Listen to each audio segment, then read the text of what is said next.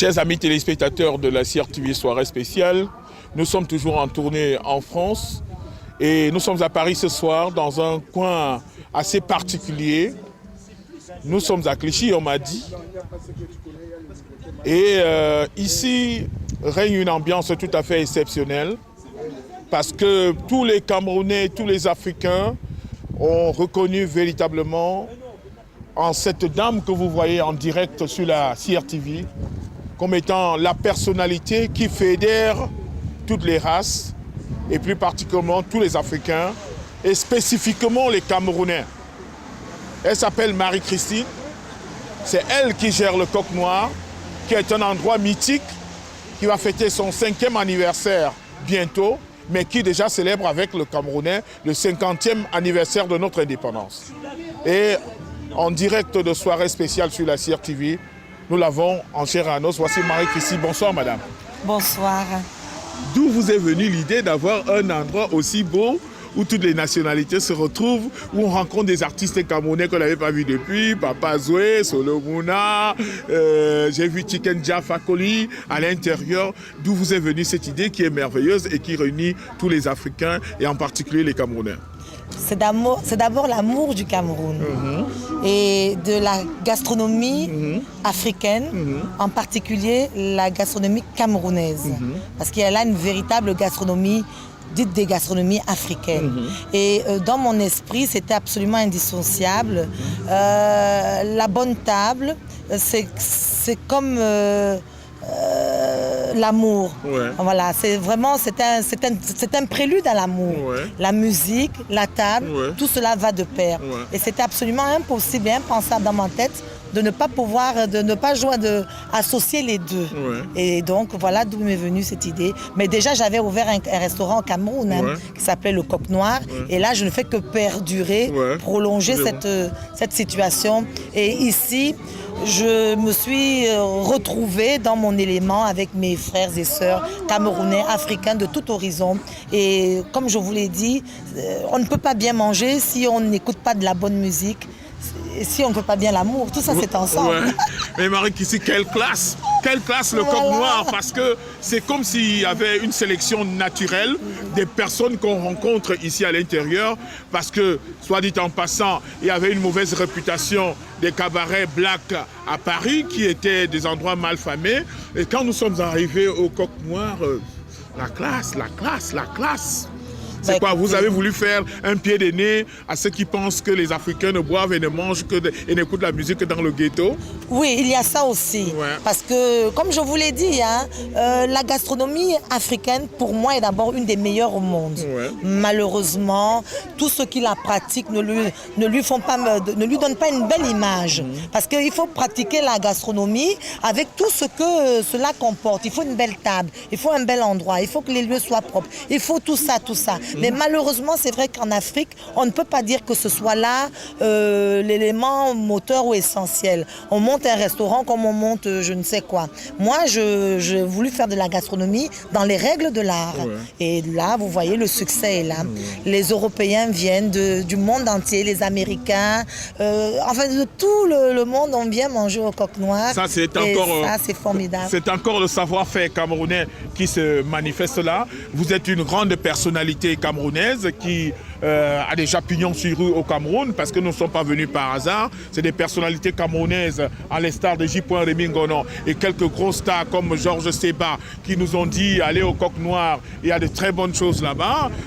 Vous qui êtes une personnalité désormais, puisque ce sera une adresse sûre pour tous les Camerounais de la diaspora et pour tous les Camerounais qui viennent du pays pour venir découvrir la France, vous qui êtes donc une personnalité centrale dans la recherche du bien-être, quel est le message que vous pouvez donner aux Camerounais qui fêtent le cinquantenaire et qui espèrent vouloir vivre dans le bien-être et tout ça là? Un message d'une personnalité qui représente beaucoup pour les Africains qui vivent à Paris. Vous savez, il y a quelque chose qui me plaît beaucoup chez les Européens. C'est que même quand un artiste n'est pas forcément à la hauteur, on le plébiscite, on l'applaudit, on le soutient. L'Afrique regorge de tellement de talent, mais les frères et les sœurs ne les apprécient pas à leur juste valeur. Ils sont à la limite méprisés ou je ne sais trop quoi. Moi, j'ai envie de dire, il faut soutenir les Camerounais, les Africains, tous ceux qui manifestent une petite fibre d'artistes, il faut les soutenir, tant dans la peinture, la gastronomie, des artistes, des humoristes et j'en passe. Et chez nous, c'est vrai qu'on a tendance à mépriser. Il faut que ça cesse. Ne méprisez pas parce que chacun en nous a une petite graine de talent et d'artiste. Marie-Christine, voilà. Au-delà de votre beauté et de votre charme, qu'est-ce qui attire les clients au Coq Noir? Votre bonne humeur, votre feeling, votre magnétisme, ouais. Et ça, c'est vrai en plus. On cuisine bien. Regardez, toute ma vie, j'ai rêvé d'être mince. Et ben, je n'y arrive pas parce que j'aime manger. Et ben, voilà. Et ben, je mourrai pas mince et je continuerai à bien aimer manger. Alors, quand on aime bien manger, et surtout quand vous voyez un restaurateur manger chez lui, vous pouvez manger. On va vite rentrer à l'intérieur parce qu'il commence à... Tant de chiens à Paris, hein, quand même. Ah, mais interview sous la pluie, interview heureuse. Voilà. Et là, le mot avec... Et tu as des amis au Cameroun et tout ça qui vont te voir et tout ça, de la famille et tout ça. Oui. On va profiter pour que tu leur dises des mots gentils. Proteille en main, je t'embrasse. Voilà. Denis Boileau, je t'embrasse. Ngoué Apollinaire, je t'embrasse. Je vous embrasse tous, vous mes amis, vous qui avez fait le Coq Noir en 1987. Ce sont eux qui l'ont fait le Coq Noir. Onobiono, James, ce sont eux qui ont fait le Coq Noir.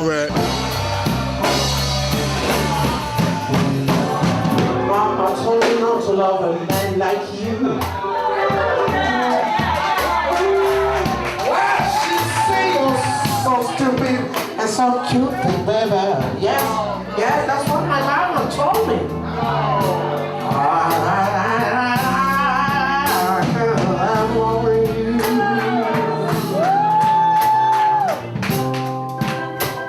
You're the one who used to come and give me my peace. Love, big love, big love, big love. Oh, yeah.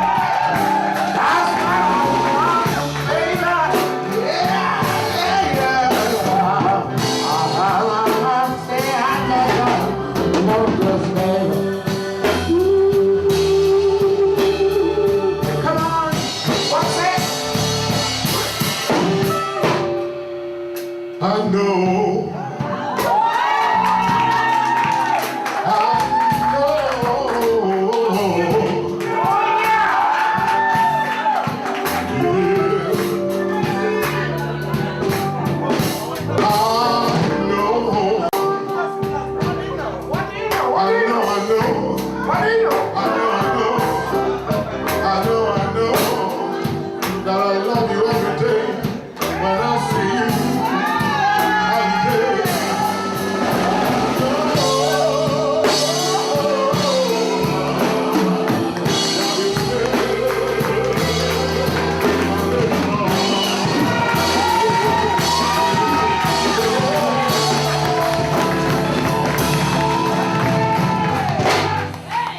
One day,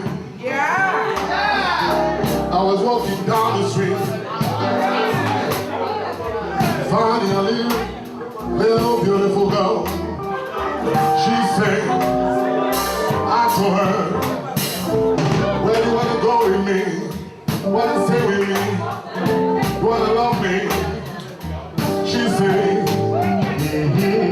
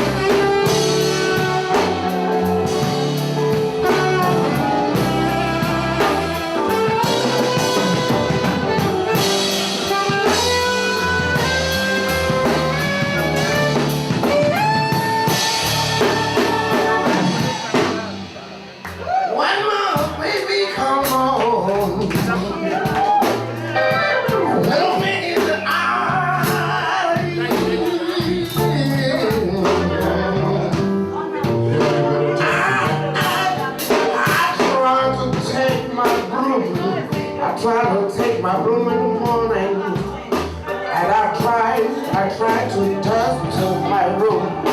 Try to broom, dust my room. Keep singing, singing, I know it's my thing, baby. I know I got a little thing with you.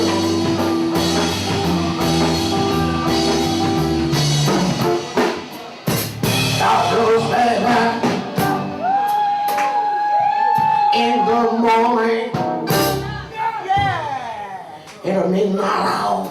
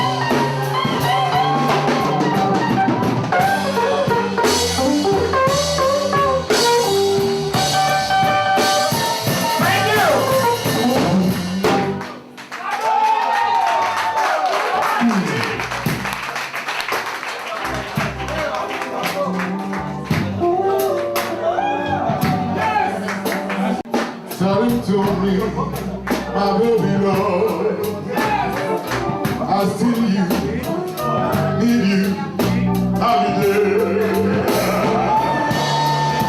I'm so far,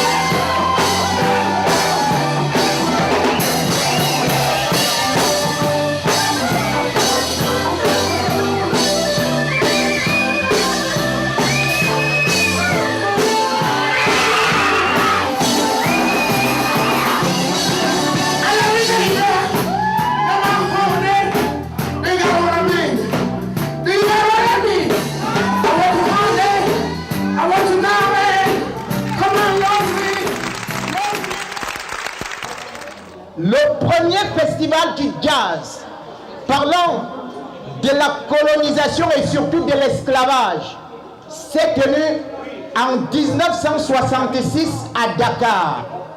Et depuis ce jour, il n'y a plus jamais eu, rien eu, parce que nous sommes toujours comme des petites fourmis, nous restons dans nos termitières sans pourtant vouloir grandir. Marie-Christine nous a sortis du trou et a fait aujourd'hui que nous puissions réécrire l'histoire avec la musique. Parce que la musique est liée à l'esclavage. Parce que la musique est une création divinatoire. La musique est une inspiration africaine. Et l'histoire, la mémoire, se doit de nous le rappeler. Le premier répertoire noir a été créé bel et bien aux États-Unis, à savoir juste après que les Noirs américains soient sortis de leur asservissement en 1865.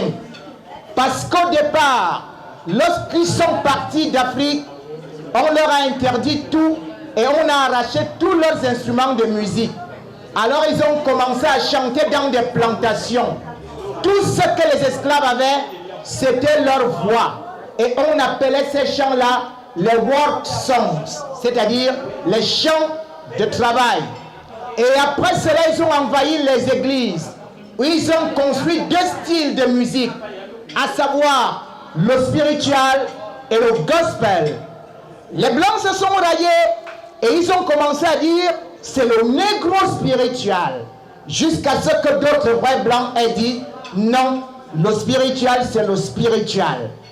Et le mouvement a eu augmenté, assez révolutionné, jusqu'à ce que nous allons arriver, que ce soit à la soul, que ce soit au R&B, et c'est toute cette histoire que je vais vous démontrer, que nous allons plâtrer, refomenter aujourd'hui, pour que cela soit toujours dans nos mémoires.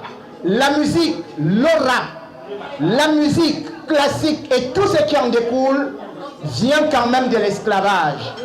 Pour cela, je vous demande, pour cette mémoire, de dire toujours bravo.